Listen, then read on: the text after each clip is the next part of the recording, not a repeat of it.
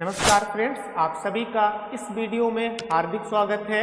Video शुरू करने से पहले मैं आपको इस वीडियो की सीरीज के बारे में थोड़ी सी इंफॉर्मेशन देना चाहूँगा। ये वीडियो की जो सीरीज है जिसमें हम आरआरबी रेलवे ग्रुप डी 2022 में पूछे गए शिफ्ट बाई जो साइंस और जीएस के क्वेश्चन हैं तो उनको मैं कवर कर रहा हूँ। यह वीडियो स्पेशल जो है आरआरबी रेलवे ग्रुप डी और आरआरबी एनटीपीसी और एनएमएमएस एग्जाम के लिए बहुत ही ज्यादा इम्पोर्टेंट और खास है, ठीक है। और इसके अलावा में अगर कोई भी एग्जाम जिसमें साइंस के क्वेश्चन का वेटेज थोड़ा सा ज्यादा रहता है, क्योंकि हम सभी को पता है कि जो मैंने एग्जाम बताए हैं अभी तक तो उनमें जो साइंस के क्वेश्चन थोड़े ज्यादा आते हैं। हालांकि साइंस के अलावा में जो अदर सब्जेक्ट होते हैं जैसे पॉलिटी है, हिस्ट्री है, ज्योग्राफी है, तो यहाँ से भी क्वेश्चंस आते हैं लेकिन कम आते हैं। तो आप भी अगर भविष्य में किसी भी एग्जाम की तैयारी करना चाहते हैं तो आप जो है हमारी वीडियो को देख सकते हैं, आपको उससे जो है फायदा ही होगा, ठीक है। तो चलिए, आज हमारा सेकेंड डे है, इसमें हम साइंस और जीएस के क्वेश्चन कितने 20 क्वेश्चन को कवर करने वाले हैं और वो भी विद एक्सप्लेनेशन के साथ में। तो क्वेश्चन नंबर 1 देखते हैं। आज का क्वेश्चन नंबर 1 है, कह रहा पुराने जाइलम में किस प्रकार के अपशिष्ट उत्पादों को संग्रहित किया जाता है? यूरिक अम्ल, रेजिन और गाद। ऑप्शन सही है अमोनिया, यूरिया और अमीनो अम्ल। ऑप्शन डी है, सॉरी यहाँ पे सी होना चाहिए, यहाँ पे डी, ठीक है, वृद्धि संवर्धक पदार्थ। तो इसका राइट जवाब हो जाएगा ऑप्शन बी, रेजिन और गाद। व्याख्या देखते हैं क्वेश्चन की। व्याख्या है, जाइलम पौधों में पाया जाने वाला एक संवहनी ऊतक है। ऊतक इससे पहले हमने पढ़ा था, जो जड़ों से तने और पत्तियों तक पानी और खनिजों को पहुंचाता है। कौन? जाइलम। साथ ही पौधे को सहारा भी प्रदान करता है। इसका मुख्य काम, भाई साइंस हो या कुछ भी हो, जहां पे मुख्य काम आ जाए, जहां पे मुख्य उद्देश्य आ जाए तो वो पॉइंट बहुत ही इंपॉर्टेंट होता है। क्या है? पानी और घुले हुए खनिजों का परिवहन करना। इसका मतलब है जो पेड़ पौधे होते हैं उसमें जो चीज, जो लबड़ वगैरह है, जो चीज पानी वगैरह है जो पाई जाती, तो उसको पूरे पौधे में पहुंचाना, पत्तियों में, तनों में, जड़ों में, ठीक है। परिवहन का मतलब यही है। फिर जाइलम 4 प्रकार की कोशिकाओं से बना होता है। ट्रेकिडस, बेसल एलिमेंट्स, जाइलम पेरेंकाइमा और xylem fibre. Question number 2, Narmada या नर्मदा मध्य भारत की एक नदी है जो डैश राज्य में अरब सागर में मिल जाती है। महाराष्ट्र में, राजस्थान में, कर्नाटक में या फिर गुजरात में। तो इसका राइट जवाब हो जाएगा ऑप्शन डी, गुजरात में। हम सभी को पता है कि नर्मदा नदी जो है वो आपकी मध्य प्रदेश के अमरकंटक से निकलती है और फिर गुजरात के पास में जो आपका अरब सागर है या जिसे हम खंबात की खाड़ी बोलते हैं, वहां पे जाके गिर जाती है। आइए व्याख्या को देखते हैं। नर्मदा नदी, जिसे रेवा नदी दूसरा नाम इंपॉर्टेंट है क्योंकि ऐसे नाम जो पूछे जाते हैं, रेवा नदी के नाम से भी जाना जाता है। भारत की 5वीं, बहुत इंपॉर्टेंट है, भारत की 5वीं सबसे लंबी नदी है। यहाँ पे डिफरेंस समझना बहुत जरूरी है। और पश्चिम की ओर बहने वाली सबसे लंबी नदी है। 2 फैक्ट्स यहाँ से ध्यान रखना। एक तो ओवरऑल पूछे अगर भारत की 5वीं सबसे लंबी नदी कौन सी है तो नर्मदा, और अगर पूछे खाली पश्चिम की ओर बहने वाली सबसे लॉन्गेस्ट रिवर कौन सी है तब भी आंसर नर्मदा होगा। नर्मदा मध्य प्रदेश के अनूपपुर जिले में मैकाल पर्वत के अमरकंटक पठार से निकलती है। इसकी कुल लंबाई 1312 किलोमीटर है और यह खंबात की खाड़ी में अरब सागर में मिल जाती है। नर्मदा नदी पर ओंकेश्वर और महेश्वर बांध बने हुए हैं। बहुत इंपॉर्टेंट है महेश्वर और ओंकेश्वर।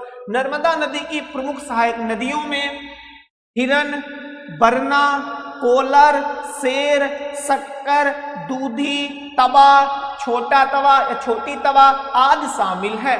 इस पर धुआंधार जलप्रपात कहाँ पे बनाया गया है? कपिलधारा जलप्रपात, दो जलप्रपात, एक तो धुआंधार जलप्रपात और एक कपिलधारा जलप्रपात। कई प्रसिद्ध जलप्रपात स्थित हैं, जिसमें से धुआंधार जलप्रपात जबलपुर के पास भेड़ा घाट में स्थित है। बहुत इंपॉर्टेंट धुआंधार जलप्रपात है और इसकी वीडियोज भी अक्सर जो है यूट्यूब पर या सोशल मीडिया में आती रहती हैं। कभी कभी बाढ़ आ जाती है वहां पे, जो टूरिस्ट लोग होते हैं तो वो जो है उस वाटरफॉल का लुत्फ उठाने जाते हैं तो उसमें कई बार फंस भी जाते हैं। ठीक है, चलिए क्वेश्चन नंबर 3। देखिए भाई थोड़ा सा टाइम लग सकता है, ठीक है ना, लेकिन जो है एक्सप्लेनेशन मुझे लगता है कि अच्छी तरीके से ही कराना चाहिए, तो इसलिए थोड़ा सा आपको जो है पैसेंस बना के रखना पड़ेगा। फिर निम्न में से कौन सा वन संसाधनों के सतत प्रबंधन का कारण हो, अरे सकला नहीं भाई, सकता है, सॉरी यहाँ पे सकता होना चाहिए, सकता है। वनों की वृद्धि दर के आधार पर लकड़ी की उपज को समायोजित करना, वनों को मनुष्यों और उनके पशुधन की पहुंच सीमा से बाहर करना या पेड़ों के विकास को बढ़ाने के लिए उर्वरकों और वृद्धि कारकों का उपयोग करना या वनों को उत्कृष्टांत से बचाने के लिए सफारी पर्यटकों के धन का उपयोग करना। एक बार हम भी देख लेते हैं, हमें भी समझ में नहीं आया, लेकिन ये सी और डी तो कट ही जाएगा। वनों की वृद्धि दर के आधार पर लकड़ी की उपज को समायोजित करना, बिल्कुल ऑप्शन ए यहाँ पे राइट जवाब हो जाएगा। क्या कह रहा है, ये कह रहा है कि भाई जो वन संसाधन है उनमें जो सतत प्रबंधन होता है, जो सस्टेनेबल मैनेजमेंट होता है, कह रहा है कि उसका मतलब क्या है, तो उसका मतलब यही है, वनों की वृद्धि के आधार पर लकड़ी की उपज को समायोजित करना। इसका मतलब है कि अगर हमारे पास वन ज्यादा है तो उस हिसाब से हम लकड़ी को काट के और उसका यूज भी कर सकते हैं, लेकिन अगर हमारे पास जो है जंगल में वृद्धि हो ही नहीं रहे, हम लकड़ी को काटते जा रहे हैं, तो वो सतत प्रबंधन, जो वन सतत प्रबंधन है, उसके खिलाफ होगा। आइए व्याख्या देखते हैं। संयुक्त राष्ट्र के अनुसार, ये यूएनओ बोलते हैं, सतत वन प्रबंधन एक गतिशील और विकसित अवधारणा है जिसका उद्देश्य सभी प्रकार के वनों के आर्थिक, सामाजिक और पर्यावरणीय मूल्यों को बनाए रखना और बढ़ाना है। नंबर 4 देखते हैं। कह रहा कि नंदा देवी जैव मंडल नीचे, जिसे इंग्लिश में बायोस्फीयर रिजर्व कहते हैं, कहाँ स्थित है? ऑप्शन ए है सिक्किम, ऑप्शन बी है हिमाचल प्रदेश, ऑप्शन सी है लद्दाख एंड ऑप्शन डी है उत्तराखंड। तो इसका राइट जवाब हो जाएगा option D, Nanda Devi biosphere reserve आपका उत्तराखंड में पड़ता है। आपने नंदा देवी का नाम, चोटी का नाम जो है जरूरी सुना होगा, तो वही वाला जो क्षेत्र है वही आपका नंदा देवी बायोस्फीयर रिजर्व के रूप में भी घोषित किया गया। व्याख्या देखते हैं। नंदा देवी बायोस्फीयर रिजर्व, जिसे यूनेस्को द्वारा विश्व धरोहर स्थल घोषित किया गया है, यह उत्तराखंड में पश्चिमी हिमालय में स्थित है, जिसमें नंदा देवी और फूलों की घाटी राष्ट्रीय उद्यान, जिसे फ्लावर्स ऑफ वैली बोलते हैं, शामिल है। उत्तराखंड राज्य के चमोली, पिथौरागढ़ और बागेश्वर जिलों में पड़ता है। इसे 1988 में यूनेस्को द्वारा विश्व धरोहर स्थल घोषित किया गया। यहाँ देवदार, संटी, रोडोडेंड्रॉन और जूनिपर जैसे पौधे पाए जाते हैं। अगला क्वेश्चन नंबर 5 कह रहा है कार्बन डाइऑक्साइड और ऑक्सीजन से कार्बन मोनोऑक्साइड का बनना इनमें से किसका उदाहरण है? अपघटन अभिक्रिया, विस्थापन अभिक्रिया, उदासीनीकरण अभिक्रिया या फिर डी है संयोजन अभिक्रिया। तो इसका राइट जवाब हो जाएगा ऑप्शन डी, संयोजन अभिक्रिया। आइए व्याख्या देखते हैं। जिन रासायनिक अभिक्रियाओं में दो या दो से अधिक तत्व या यौगिक मिलकर एक ही उत्पाद बनाते हैं उन्हें संयोजन अभिक्रिया कहते हैं। इसे संश्लेषण अभिक्रिया भी कहते हैं। संयोजन अभिक्रिया के उदाहरण जैसे कोयले का जलना, व कोई एक रासायनिक पदार्थ दो या दो से ज्यादा पदार्थों में टूट जाता है तो उसे अपघटन अभिक्रिया कहते हैं। फिर से समझिए, हमने जो है कौन सी संयोजन अभिक्रिया समझी है, अब हम लोग समझने जा रहे हैं कि जो अपघटन अभिक्रिया होती है तो वो क्या होती है। कह रहा है कोई एक रासायनिक पदार्थ जब दो या दो से ज्यादा पदार्थों में टूट जाता है, ये मेन चीज है।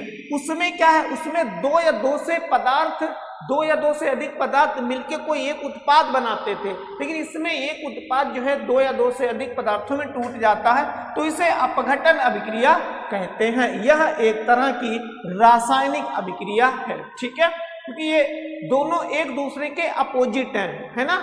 जो चीज जो है, चलो क्वेश्चन नंबर 6 कह रहा बसंत नाटकी सांस्कृतिक उत्सव रंगोली बिहू भारत के किस राज्य में मनाया जाता है? असम, पश्चिम बंगाल, मेघालय या फिर त्रिपुरा। तो इसका राइट जवाब हो जाएगा असम में जो है बिहू महोत्सव मनाया जाता है, और ये बहुत ही धूमधाम के साथ में मनाया जाता है। आपने अगर बिहू डांस नहीं देखा है तो अब YouTube पे जाके सर्च करना, और असम में मतलब एक बहुत बड़े फेस्टिवल के रूप में ये ऑर्गेनाइज किया जाता है। और जब ये ऑर्गेनाइज किया जाता है तो भारत के बड़े बड़े जो लीडर होते हैं, जैसे भारत के पीएम हो गए, आपके प्रेसिडेंट हो गए, जो असम के सीएम होते हैं या जो गवर्नर होते हैं, तो वो भी जो है इस प्रोग्राम में जाते हैं इसको देखने के लिए। बहुत ज्यादा भीड़ इकट्ठा होती है यहाँ पे। थोड़ा देखते हैं इसके बारे में। कह रहा बिहू त्योहार साल में 3 बार मनाया जाता है। बिल्कुल भाई, SSGD में ऐसे क्वेश्चन पूछे जाते हैं। कितनी बार? 3 बार एक साल में मनाया जाता है। यह कृषि कैलेंडर के 3 चरणों को दिखाता है। माघ बिहू, इसे भोगाली बिहू या मगहर दोमाही भी कहा जाता है। या माघ मतलब जनवरी, कभी कभी जनवरी में पड़ जाता है या फिर कभी कभी फरवरी महीने में मनाया जाता है। यह कटाई के मौसम के अंत का प्रतीक है।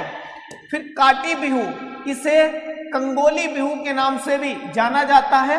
फिर तीसरा है रोंगाली बिहू, यह 4 दिनों तक चलने वाला त्योहार है।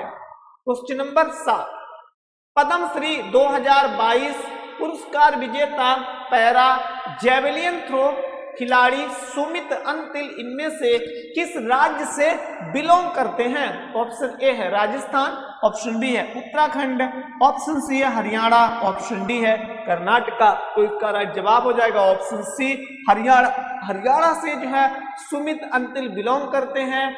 ये जो है क्या करते हैं? जेवेलियन थ्रो खेलते हैं, मतलब जो भाला जो फेंकते हैं तो उन्हें बोलते हैं जेवेलियन खिलाड़ी, ठीक है। इनके बारे में जानते हैं। ये एक भारतीय भाला फेंक खिलाड़ी हैं। वह पैरा ओलंपिक में 2 स्वर्ण पदक विजेता है, मतलब 2 टाइम वो जो है गोल्ड मेडल जीत चुके हैं। जिन्होंने 2020 पैरा ओलंपिक में और 2024 के पैरा ओलंपिक में पुरुषों की भाला फेंक में यह 64 स्पर्धा जीती है, वह हरियाणा के सोनीपत से बिलोंग करते हैं। आपको अगर हम रियल में बता दें तो हरियाणा जो है वो खेल के क्षेत्र में, खेल के जो है रीजन में काफी ज्यादा आगे बढ़ रहा है। आपको पता होगा जो फेमस जो है इंडिया और इंटरनेशनल लेवल पे जो रेसलर होते हैं तो वो भी हरियाणा के ही बहुत ही ज्यादा आगे जो है आते हैं, ठीक है।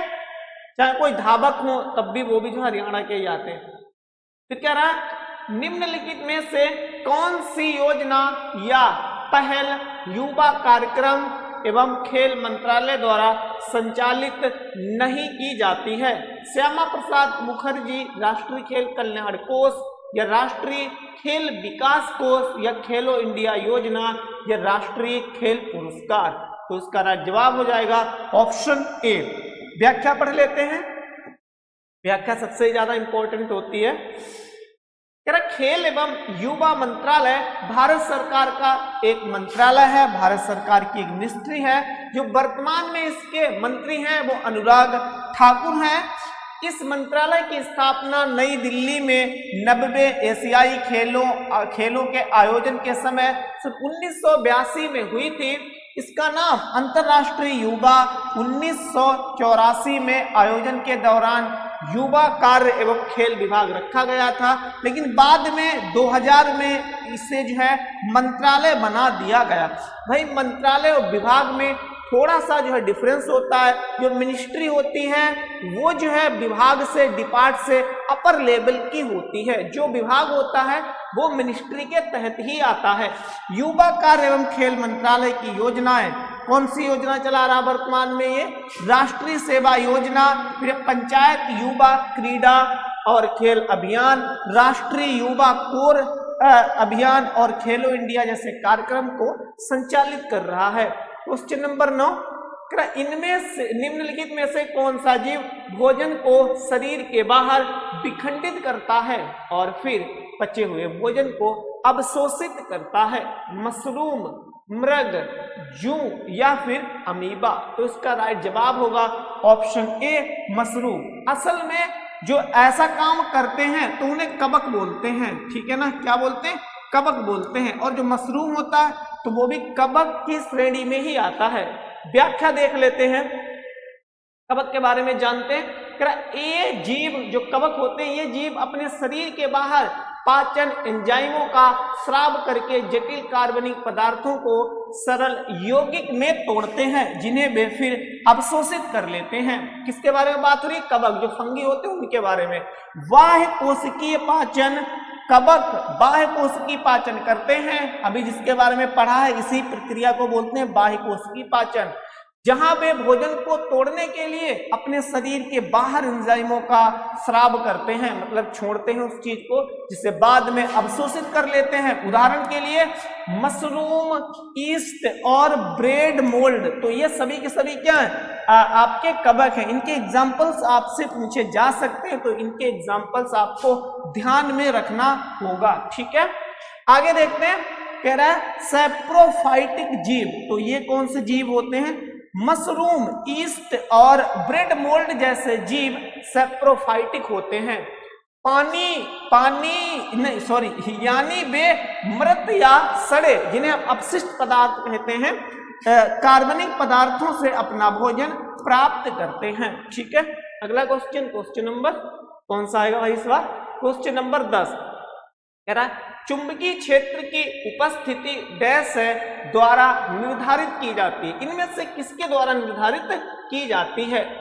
गैल्वेनोमीटर, एमीटर, वोल्टमीटर या फिर चुंबकीय सुई? तो इसका राइट जवाब होगा ऑप्शन डी, चुंबकीय सुई। क्वेश्चन ये व्याख्या देखिए, इसकी एक्सप्लेनेशन क्या कह रहा है? इसकी जो परिभाषा देखते हैं, किसी चुंबक के चारों ओर वह क्षेत्र जहां कोई अन्य चुंबक या गतिशील आवेश चुंबकीय बल का अनुभव करता है, चुंबकीय क्षेत्र कहलाता है।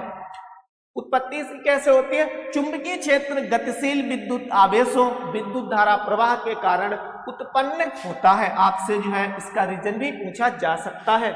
चुंबकीय सुई जो हमारा आंसर था उसके बारे में थोड़ा सा जानते हैं। इंग्लिश में इसे मैग्नेटिक निडल बोलते हैं। एक छोटी सी क्षण चुंबक होती है जो स्वतंत्र रूप से एक छोटी अचुंबकीय धुरी पर टिकी होती है, और यह हमेशा उत्तर दक्षिण, जहां पे हमेशा सदैव आ जाए वो अपवाद होता है, और बहुत ज्यादा ही हमारे एग्जाम में ऐसे क्वेश्चंस की पूछे जाने की पॉसिबिलिटी रहती है, तो वहां पे आपको जो अलर्ट होना है और उस चीज को ध्यान रखना है। तो हमेशा उत्तर दक्षिण दिशा की ओर इंगित करती है। कंपास में दिशा दिखाने के लिए इस्तेमाल होती है। क्या इस्तेमाल होती है? तो जिस सुई के बारे में हम बात कर रहे हैं वह कंपास में दिशा दिखाने के लिए इस्तेमाल की जाती है। क्वेश्चन नंबर 10, उन असंतृप्त हाइड्रोकार्बनों का हाइड्रोकार्बन को किस नाम से जाना जाता है जिनमें एक या एक से अधिक द्विबंध होते हैं? तो एल्केन या अम्ल या कीटोन या अल्कीन? तो इसका राइट जवाब हो जाएगा ऑप्शन डी, अल्कीन इसका राइट जवाब होगा। व्याख्या देखते हैं। अल्कीन एक असंतृप्त, अरे क्या हो गया भाई? अल्कीन एक असंतृप्त रासायनिक यौगिक होता है जिसे कम से कम एक कार्बन से कार्बन का द्विबंधन होता है। इन्हें ओलेफिन या ओलेफाइन भी कहते हैं। एथिलीन सबसे सरल एल्कीन होते हैं। क्वेश्चन नंबर 11 बहुत इंपॉर्टेंट है। मौलिक कर्तव्यों को भारतीय संविधान में किस संशोधन द्वारा जोड़ा गया था? 41वें संविधान संशोधन के तहत, या 43वें संविधान संशोधन के तहत, या 42वें संविधान संशोधन के तहत, या 40वें संविधान संशोधन के तहत? तो इसका राइट जवाब हो जाएगा ऑप्शन सी। 42वें संविधान संशोधन के तहत मौलिक कर्तव्यों को जो है वो जोड़ा गया था। ठीक है, व्याख्या पढ़ते हैं। क्या इसे मिनी संविधान भी कहा जाता है? किसे? जो 42वां संविधान संशोधन है, 42 जो संविधान संशोधन है, उसे मिनी संविधान भी कहा जाता है, क्योंकि इसके तहत इतने प्रोविजंस ऐड किए गए हमारे कॉन्स्टिट्यूशन में, बहुत बड़ा ये भाग एक बन गया, तो इसीलिए हम इसे कहते हैं मिनी संविधान। इसके तहत प्रस्तावना में समाजवादी, धर्मनिरपेक्ष और अखंडता जैसे शब्द जोड़े गए। मौलिक कर्तव्यों को भी इसी के तहत शामिल किया गया, जो कि हम जस्ट अभी ऊपर देख चुके हैं। और कुछ विषयों को राज्य सूची से संवर्ती सूची में स्थानांतरित कर दिया गया। राष्ट्रपति को मंत्रिमंडल की सलाह मानने के लिए बाध्य किया गया। लोकसभा और राज्य विधानसभाओं के कार्यकाल को 6 वर्ष से बढ़ाकर 5 वर्ष भी कर दिया गया। आपको शायद आप पहली बार पढ़ रहे होंगे कि इससे पहले जो लोकसभा और राज्य विधानसभाओं का कार्यकाल था वो 6 वर्ष का था, लेकिन बाद में इसी संविधान संशोधन के तहत जो है उनका कार्यकाल जो है टेन्योर कम कर दिया जाता है और 6 से 5 वर्ष कर दिया जाता है। क्वेश्चन नंबर 12, विद्युत शक्ति का एसआई मात्रक क्या होता है? कैलोरी, न्यूटन, वॉट या फिर जूल? तो इसका राइट आंसर होगा ऑप्शन सी, वॉट जो है वो विद्युत शक्ति का एसआई मात्रक होता है। व्याख्या पढ़ते हैं। इधर थोड़ा सा मैं उधर साइड में जाता हूं ताकि आप लोग प्रॉपरली देख सकें। ये मैंने जो है और कुछ एसआई मात्रक लिए, इन्हें देख लेते हैं जल्दी से। लंबाई का जो मात्रक होता है वो मीटर होता है, और थोड़ा रुकना ही पड़ेगा। हाँ, तब तक देखिए भाई, लंबाई का क्या होता है? मीटर, द्रव्यमान का किलोग्राम या जिसे हम केजी बोलते हैं, समय का सेकंड, ये सब एसआई मात्रक हैं। विद्युत धारा का एम्पियर होता है, तापमान का केल्विन होता है, ज्योति तीव्रता का कैंडिला होता है। इससे ऊपर बढ़ना पड़ेगा हमें। फिर पदार्थ की मात्रा का मोल होता है, वेग का मीटर प्रति सेकंड होता है, त्वरण का मीटर प्रति सेकंड वर्ग होता है, और बल का न्यूटन होता है, ऊर्जा का जूल होता है, शक्ति का वॉट होता है, वहीं चाल का मीटर पर सेकंड होता है। तो ये कुछ जो है एसआई मात्रक थे। ठीक है, क्वेश्चन नंबर 13 देखिए। कह रहा इनमें से क्या कह रहा है? कह रहा इनमें से किस यौगिक को क्लोरीन से उपचारित किए जाने पर ब्लीचिंग पाउडर बनता है? ऑप्शन ए है अनबुझा चूना, ऑप्शन बी है कैल्शियम बाइकार्बोनेट, ऑप्शन सी है बुझा चूना, एंड ऑप्शन डी है कैल्शियम कार्बोनेट। तो इसका राइट जवाब हो जाएगा ऑप्शन सी, बुझा हुआ चूना। ठीक है, आइए व्याख्या देखते हैं। बुझा हुआ चूना, जिसे कैल्शियम हाइड्रोक्साइड भी कहते हैं, यह कैल्शियम ऑक्साइड पर पानी की क्रिया से बनता है, जिसका सूत्र बहुत इंपॉर्टेंट है, Ca ब्रैकेट में OS और उसके बाद में 2 है। कैल्शियम कार्बोनेट एक रासायनिक यौगिक है जिसका रासायनिक सूत्र CaCO3 है। यह संसार के सभी भागों की सैलों में पाए जाने वाला आम पदार्थ है। क्या सैलों आप समझ पा रहे हो? सैलों का मतलब होता है एक विशेष प्रकार का पत्थर जो जमीन के अंदर चट्टानों के रूप में पाए जाते हैं, उन्हीं को हम सैल बोलते हैं। कैल्शियम बाइकार्बोनेट को थोड़ा सा देख लेते हैं, जिसे कैल्शियम हाइड्रोजन कार्बोनेट भी कहते हैं। एक रासायनिक यौगिक है जिसका रासायनिक सूत्र Ca और ब्रैकेट में है CSO3 2 है। यह पानी में घुलनशील होता है और इसका उपयोग कई जगहों पर किया जाता है, जैसे कि एसिडिटी और हार्ट वन के इलाज में, मतलब हार्ट के इलाज में भी इसका जो है उपयोग किया जाता है। ठीक है, अगला क्वेश्चन है 14। आवर्त सारणी में जिंक का स्थान क्या है? कह रहा है जो आवर्त सारणी में जो जिंक होती है वो किस वर्ग और किस आवृत्त में उसे जो है पुटअप किया गया है, रखा गया है। वर्ग 12 में या आवृत्त 3 में, या वर्ग 11 और आवृत्त 3 में, या वर्ग 12 और आवृत्त 4 में, या वर्ग 11 और आवृत्त 4 में। तो इसका राइट जवाब हो जाएगा ऑप्शन सी, वर्ग 12 और आवृत्त 4 में। आइए व्याख्या देखते हैं। आवर्त सारणी में जिंक, इसका प्रतीक बहुत जरूरी ध्यान रखना, प्रतीक ध्यान रखना, जेड और एन से इसे जो है प्रदर्शित करते हैं। एक स्थान चौथे आवर्त में और समूह 12वें में है, एक संक्रमण धातु बनाता है, पर इसकी परमाणु संख्या कितनी है 30, और किस समूह में, तो अभी देख चुके हैं 12, और आवर्त क्या है 4, और प्रतीक क्या है तो जेड एन, जो कि ऊपर हम लोग देख चुके हैं। क्वेश्चन नंबर 15, सल्फर का परमाणु क्रमांक और संयोजकता क्रमशः क्या है? ऑप्शन ए 16 और 12, फिर है ऑप्शन आपका जो है बी है 15 और 3, ऑप्शन सी है 17 और 1, ऑप्शन डी है 14 और 4। तो इसका राइट जवाब हो जाएगा ऑप्शन ए 16 और 2। व्याख्या देखते हैं। सल्फर एक रासायनिक तत्व है जिसे आवर्त सारणी पर रासायनिक प्रतीक यस और परमाणु संख्या 16 के साथ दर्शाया जाता है।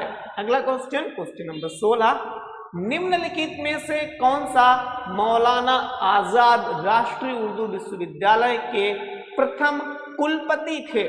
Option A professor Mohammad Miyan, option B है professor Mohammad Shamim Jairajpuri, option C है professor Abdul Jalil Khan M Pathan, option D है डॉक्टर मोहम्मद असलम परवेज। तो इसका राइट जवाब हो जाएगा option B, professor Mohammad Shamim Jairajpuri. व्याख्या देखते हैं। मौलाना आजाद राष्ट्रीय उर्दू विश्वविद्यालय हैदराबाद तेलंगाना में स्थित केंद्रीय विश्वविद्यालय है। इसका नामकरण अबुल कलाम आजाद के ऊपर किया गया था। क्वेश्चन नंबर 17, भारतीय परिषद अधिनियम, इंग्लिश में इंडियन काउंसिल एक्ट कहा गया, 1909 को जो है किस नाम से भी जाना जाता है? मतलब इसका जो अदर नेम है, सेकंड नेम पूछा गया है। चोरी चोरा कांड, भारत छोड़ो आंदोलन, या मार्ले मिंटो सुधार, या फिर साइमन कमीशन। इसका राइट जवाब हो जाएगा ऑप्शन सी, इसे मार्ले मिंटो के नाम से भी जाना जाता है, क्योंकि उस समय मार्ले जो थे वो भारत के वायसराय थे और लॉर्ड जो मिंटो थे वो भारत के सचिव थे। व्याख्या देखते हैं। 1909 का भारतीय परिषद अधिनियम, जिसे मार्ले मिंटो के नाम से जाना जाता है, यह अधिनियम भारत के राज्य सचिव जॉन मार्शल और वायसराय लॉर्ड मिंटो के नाम पे रखा गया था। मुसलमानों के लिए इसमें अलग निर्वाचन क्षेत्र की शुरुआत की, इसे पृथक निर्वाचन प्रणाली कहा गया। केंद्रीय इसने क्या किया, केंद्रीय विधान परिषद में सदस्यों की संख्या बढ़ा दी, 16 से 60 कर दी, और इसमें पहली बार, मतलब इस अधिनियम में प्रावधान किया गया कि पहली बार भारतीयों को वायसराय की कार्यकारी परिषद में शामिल किया गया। और ये नीचे वाला बहुत इंपॉर्टेंट क्वेश्चन है। सत्येंद्र प्रसाद सिन्हा इस पद पर आसीन होने वाले पहले भारतीय थे। ठीक है। क्वेश्चन नंबर 18, संविधान का निम्न में से कौन सा अधिनियम शहरी स्थानीय निकायों की संरचना और जनादेश के लिए एक सामान्य अवसंरचना प्रदान करता है, ताकि वे स्थानीय स्वशासन की प्रभावी लोकतांत्रिक इकाइयों के रूप में कार्य कर सके? ऑप्शन ए 74वां संशोधन अधिनियम 1992, ऑप्शन बी है 10वां संशोधन अधिनियम 1966, ऑप्शन सी है 70वां संशोधन अधिनियम 1990, ऑप्शन डी है 4था संशोधन अधिनियम 1956। तो इसका राइट जवाब हो जाएगा ऑप्शन ए 74वां संविधान संशोधन अधिनियम 1992 में ऐसा प्रावधान जो है किया गया था। ये व्याख्या देखते हैं। व्याख्या में है सन 1992 का 74वां संविधान संशोधन अधिनियम, जिसे नगर पालिका अधिनियम के नाम से भी जाना जाता है, क्योंकि इस अधिनियम और संशोधन के जरिए ही जो नगर पालिका होती है उसको जो है संवैधानिक दर्जा दिया गया था। यह अधिनियम 1 जून 1993 को लागू हुआ था। इसमें इसमें भाई शायरी नहीं शहरी होना चाहिए। शहरी स्थानीय सुशासन को संवैधानिक दर्जा दिया गया और नगर पालिकाओं के लिए एक ढांचा स्थापित किया गया जिससे वे अधिक प्रभावी ढंग से काम कर सके।